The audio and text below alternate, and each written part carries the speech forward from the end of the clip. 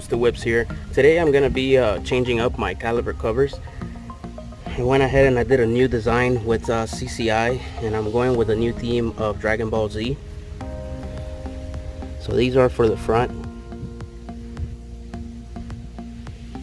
and for the rear it's gonna be this design.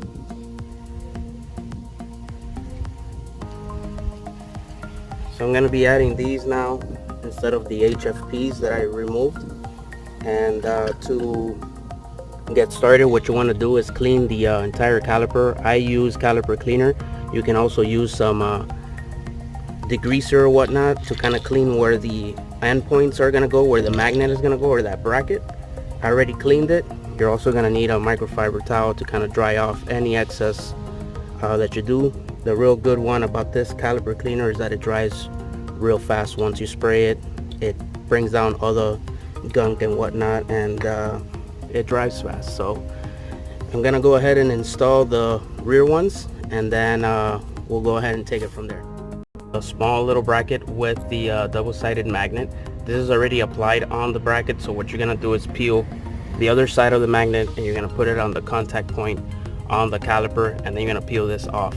So you'll put 2 of these, and then the caliper cover goes right over it, and that's how it bonds.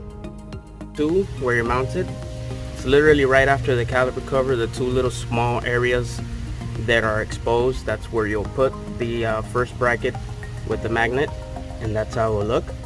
I'm gonna go ahead and peel the other side and then add on the caliper. There you have it. That's the rear one, first one on. I'm gonna go ahead and do the front ones now, and then we'll replicate the same steps on the other side, and we'll finalize the setup. The bracket goes on the same thing on the end links there, right after the first curve of the caliper. Show it down this way. It's gonna look something like that,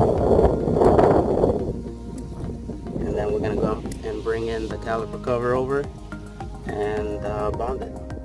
The front one, if you guys are wondering, it is much easier if you remove your wheel. If you have something complicated like that, if you have like a 5-spoke or 6-spoke with more space, it's much easier to do.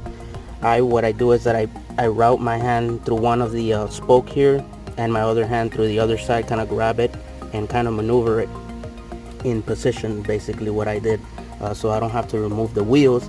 But it does take time, and it's a little pain if you do it this way. So the easiest way is to remove the wheel and put the wheel back on. So either way, it's still some type of work. Much easier for those that have the 5-spoke or whatnot. So I'm gonna go ahead and finalize the other 2 on the other side, and that's it. We'll go ahead and wrap this video up. Hope you guys enjoyed the video. Thanks for watching. Like, share, and subscribe. If you have any questions, comments, go ahead and drop them below. Until next time, Booster Whips, I'm out. Have a very pleasant day and stay safe.